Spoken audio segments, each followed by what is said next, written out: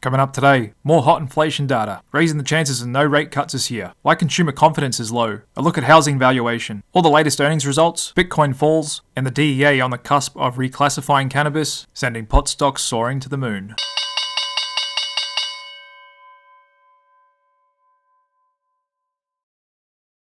And welcome back to the Click Capital channel, everybody. I hope you're doing well out there on this interesting last trading day of the month of April. All indices finishing sharply lower. S&P 500 down 1.5%, tech down big, and it was quite bearish across the board. Like I was saying yesterday, if the market was going to stall out, I thought it would stall out a bit above 5,100. However, I was a little surprised how much we did sell off today, given tomorrow is supposed to be the big day with the Fed speaking, along with the Treasury announcement, all of which I'll get into a bit. But before I dive into the daily market review, just want to say a quick thank you to everybody who hits that like button every day, as I'm trying really hard to make this the #1 finance channel on YouTube that actually delivers you real value and helps you achieve better results instead of the cheap entertainment BS and fluff that we normally see on here. And so I know with your support, you can help us all achieve that together. So thank you very much for that. And let's dive right into it. As you can see, a market color has changed big from yesterday. We were green right up the front and on the 20-day as well. Done a big U-turn here today. And there was a bit of a defensive rotation on firming bond yields. And now utilities, the only stock sector green across the board, along with the dollar, which has been moving up of late as well. And just looking on my main technical chart, the stock market is looking a little heavy to my eye here, ever since we got that big bearish engulfing at the start of this month. Put in some fat red candles here on volume. Same with the Magnificent 7 and small caps losing their footing as well. Back to new lows, outpacing new highs on the Nasdaq, and the VIX seemed to have found footing where I thought it might as well. In the mid-14s,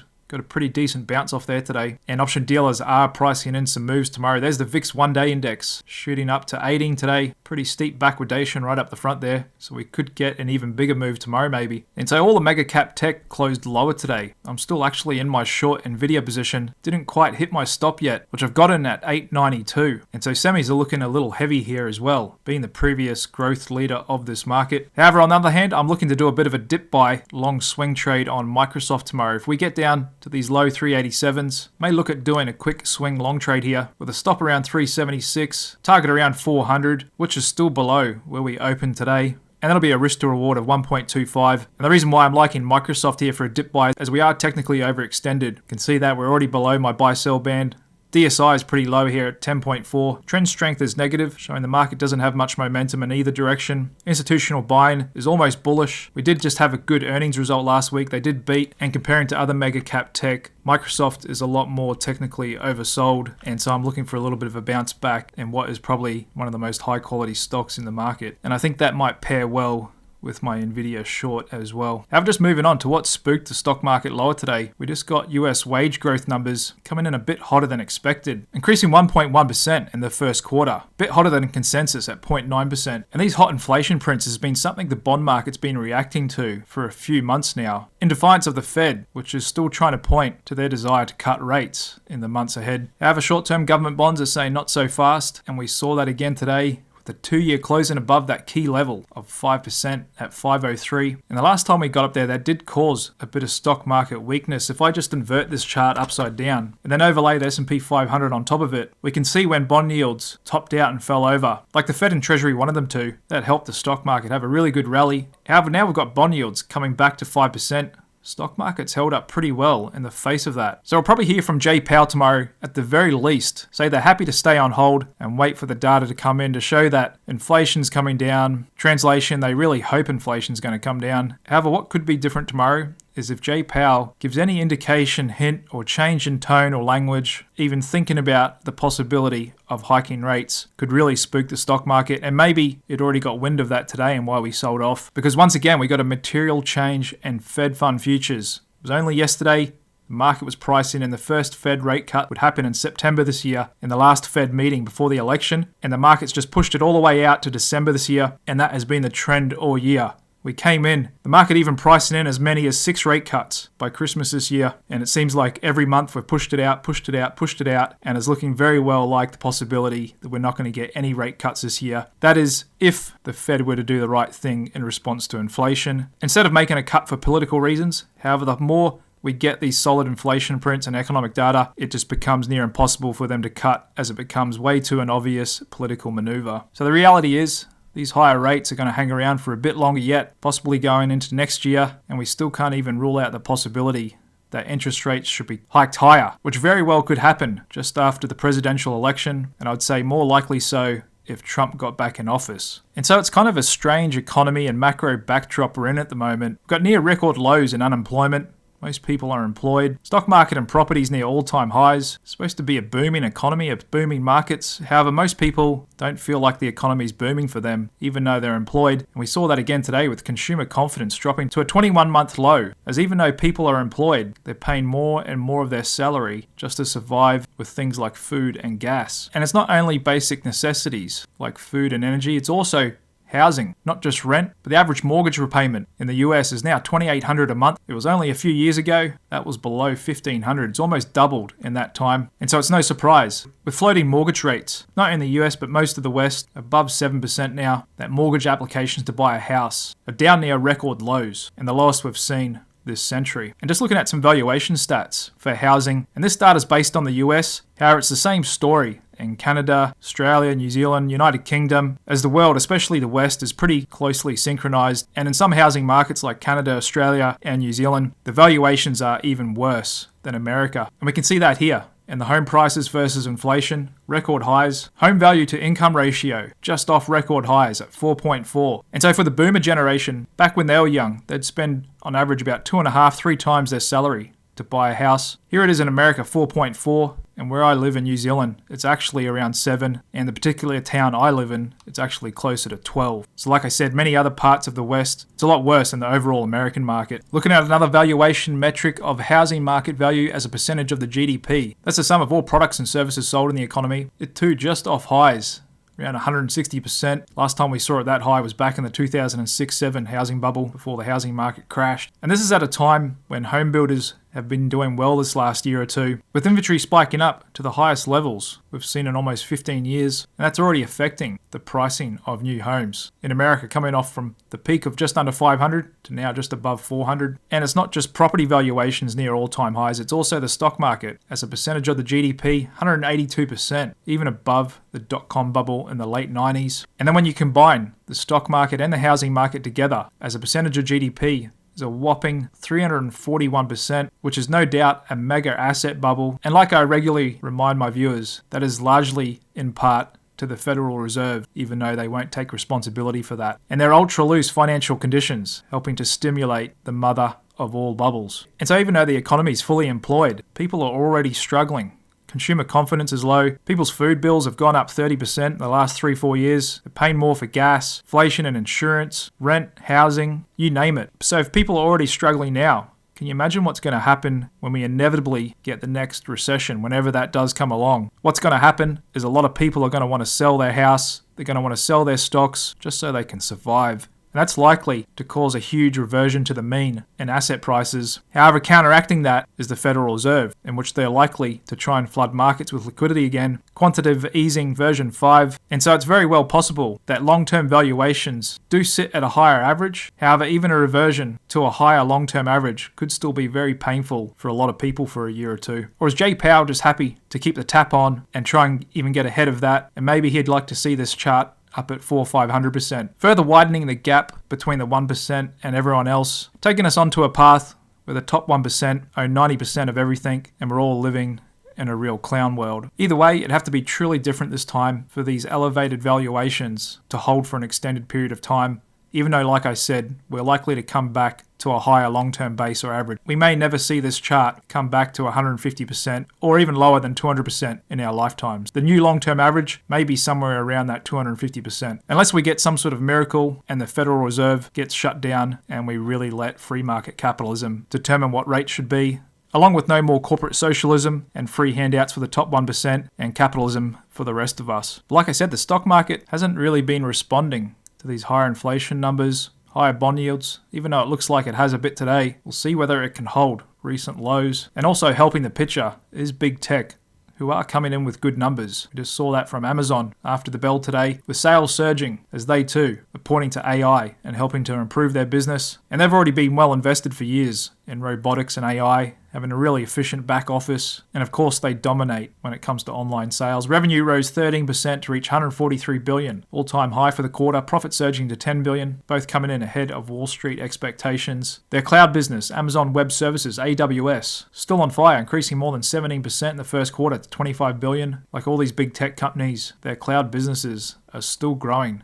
in double digits. And there's a look at the Amazon daily. In the regular session, we actually came off a bit hard, 3.2%. Going down to the 5-minute chart after hours, we did initially spike up 5%. However, we seem to have given that all back as I speak, currently only up 1% at 176. And so that's a pretty weak response to a 16% beat. Kind of reminds me of Meta last week, who came out with a pretty good quarter, and the market knocked them over as well. Also just heard from big chip maker AMD, and even though their numbers came in line as expected, the market's selling them off as well. Growth wasn't that great, revenue only up 2% from a year ago, and it looks like the market had seen that coming, had been sold off hard since we got that big shooting star candle on the 8th of March, and just going down the 5-minute chart after hours. Market's not happy with the result, down almost 7%. Same deal with Starbucks. Numbers came in lower than expected. Global same-store sales dropped 4% from a year ago, even though the average ticket price increased due to higher menu prices. They had declining transaction volume, and like Apple, had some weakness in China as well. Sales declining 11% and operating margins getting squeezed because of higher employee wages. Market's been soft on Starbucks for a while,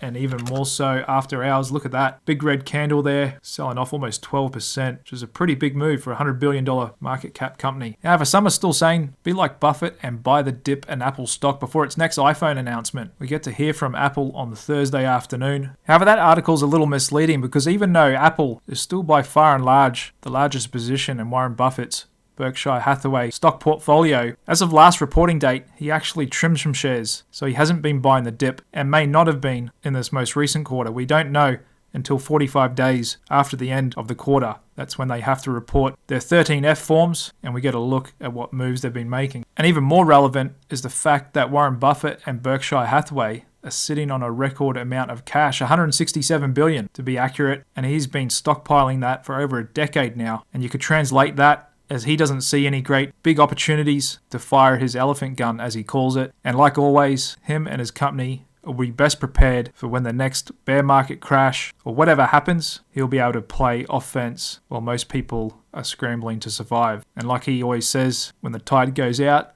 you can see who's been swimming naked. And there's a look at Apple as we go into earnings on Thursday. It2's stock has been weak all year and is a bit lower than where we started, up in the 190s. What has been a strong trend in the market for the last year is all these new generation of weight loss drugs, greatly benefiting companies like Eli Lilly, with their stock up again today after Q1 earnings, revealing good growth for these new GLP-1 weight loss drugs that millions of people are on now. Earnings coming in above expectations, and the market really liking that, sending the stock up almost 6% today on really good volume, and we're just a couple of points off all-time highs. This is a huge company now, $742 billion market cap, and just zooming out, ever since these new GLP drugs have come onto the market, the stock has more than doubled. And interesting at the same time, the companies that sell the products that cause weight gain have actually been coming off. Like the largest snack maker in the world, Nestle. And so typically in an election year, the stock market will have a pretty good year. Normally goes up about 10% or so. However, I saw an interesting stat today I wanted to share with you guys, and that is this will be only the 22nd negative April versus 53 positive Aprils for the S&P 500 since 1950. And looking at how the index has played out for the rest of the year following a down April, is we typically can trade a bit soft going into August and then sell off into November. And that's normally a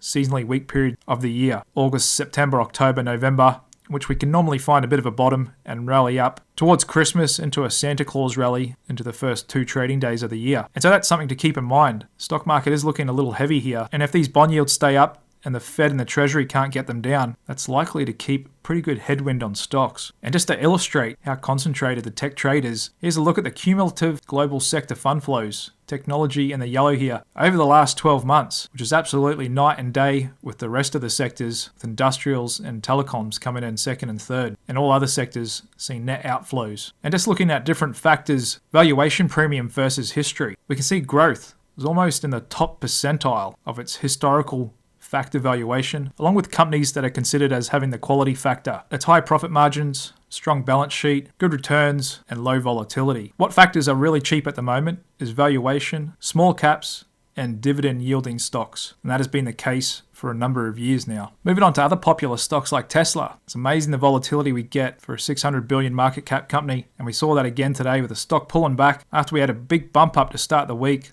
after Musk's surprise trip to China, in which they're said to be rolling out FSD, got the market really excited. Now we just got another announcement. They're continuing to lay off more staff, being a trend we've been seeing for a few months now. Typically not the sign of a growing business. Businesses will cut staff when they see weakness ahead, or lower demand, or some other problems, and so they shrink the size of the business. Typically businesses that are growing, they seek to expand their team and expand their capacity. And so apparently they're going to fire around 500 more people in divisions overseeing vehicle programs and new products, charging infrastructure, and this is on top of the announcement we got 2 weeks ago in which they're cutting over 10% of the company's workforce. So really looking to trim down here. And so even though we got that pop-up yesterday, stock's still likely to have a lot of overhead resistance given they're trimming staff in response to declining growth rates, bit of inventory build-up, a lot of competition from China, and so we may be in for a period of consolidation here. Another one of the most hotly traded and controversial stocks in this market, Trump Media, which appears to be winning in their crusade against short sellers. Stock having a huge bounce these last couple of weeks, as they've been educating their shareholders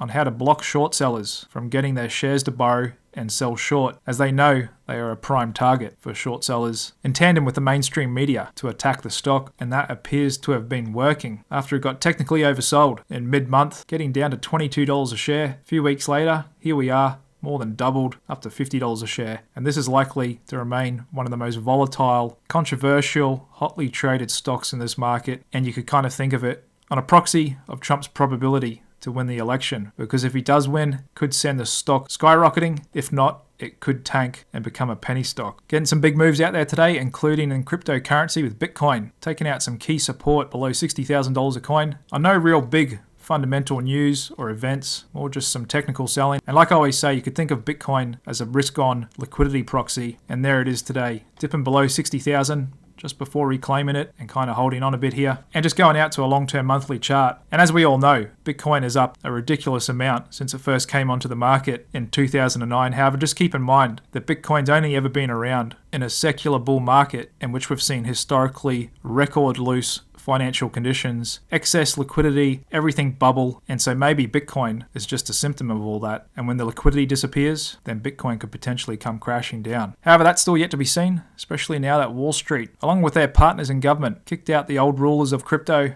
and have taken it over for themselves. We just saw that today with the former CEO of the world's largest cryptocurrency exchange, Changpeng Zhao, ZZ, of Binance, get sentenced to prison, making him the richest ever person to get sentenced to prison. Unlike most elites, they usually can buy their way out of jail. However, he didn't manage to escape. Like I said, the government, along with Wall Street, really wanted to kick them out, even though he only got a 4-month sentence, in which some call a slap on the wrist, and some, like the CEO of financial reform group Better Markets, called the decision a miscarriage of justice that sends exactly the wrong message to criminals worldwide. However, the government and Wall Street achieved their objectives by shutting down all the previous crypto kings. Not only CZ, Sam Bankman-Fried, Do Kwon, and now they've got their eyes on Bitcoin Jesus, arrested in Spain for evading US taxes. Another big Bitcoiner who wants to own 131,000 Bitcoins personally and through his companies has just been arrested, who's on charges of concealing his gain from the sale of tens of thousands of Bitcoin. Like most in the crypto industry, they have an aversion for paying tax and being a part of the system. It's all about cornering as much of the digital token for yourself. However, him too is now back on a fully paid trip back home to seek his day of reckoning, and they'll cut him down to size as well. And so in a sea of red today, we got a lot of green coming out of cannabis stocks as we finally got the long-awaited news that the DEA is on the verge of rescheduling cannabis from Schedule 1, where it currently sits alongside heroin and meth, to a much relaxed level of Schedule 3, sending cannabis stocks ripping across the board. And this is something the Biden administration have been urging the DEA to hurry up and get done as they seek to make good on their campaign promise and try and win over some more of the young vote, along with the US government really needing a new source of tax revenue as well. And regular viewers of this channel will know this has been my #1 pick this year, in which I gave out at the start of this year, and we are now up over 60% year to date, with potentially more to come, and technically looking pretty good. And that is a huge on massive volume, and what I call a signal candle here, breaking out to new multi-month highs. Of course, we may have a pullback and retracement. However, this bodes well for the medium term technically here, with the cannabis ETF up almost 25% just today alone. So congrats to all of you who've been patient, bought the dip, and held on like true believers. And just looking at the economic calendar, it's going to be a busy day tomorrow. We've got manufacturing PMIs, see if manufacturing can continue its rebound. JOLTS job openings, really important. The commentary from Fed and Jay Powell will be looking to see if he's going to come out more hawkish. We'll also get the Treasury announcement, what they're going to do with their excess liquidity. And of course, we'll be going through more and more earnings as well. Like I said, that big change today was in Fed Fund futures, pushing out the rate cut till December. That's a material change in the market right there. And the stock market's still on loose ground. Fear and Greed Index at 41, and a bit of a turn back down for high yield bonds. Gold sitting right at the 50-day VWAP, $2,300 an ounce. Oil still a little soft, as we'd been expecting, and a little bit of a pullback in the agricultural commodity fund below its 50-day VWAP as well. Big volatility in cocoa, big dip there today, looks like it was bought. A little bit of a pullback in Chinese securities, and a little bit of a defensive rotation today. You can see that in utilities, staples, and healthcare, all finishing down the least compared to other risk-on sectors, and with the growth factor down the most today, 1.8% versus low volatility coming off a little bit. Okay guys, there we have it for this interesting last trading day of April, and tomorrow may prove to be even more interesting. So it really depends on what sort of liquidity announcement we get from the Treasury and Jay Powell. If they both want to come out and speak about loosening financial conditions, reduce the amount of quantitative tightening, Jay Powell doesn't talk about any possibility of rate hikes, we may actually get a bit of a bump up in the stock market. However, if he does the right thing and even just uses his language to tighten financial conditions to try and put a lid on recent animal spirits and the uptick in inflation, along with the Treasury stepping out of the way as well and doing the right thing and tightening conditions, then we could be quickly testing this 49.50 support. Who knows, maybe tomorrow. The ball is in their court and we won't know until we know. Thanks very much for tuning in to the Click Capital Daily Market Review, and I hope to see you again here tomorrow night. Cheers.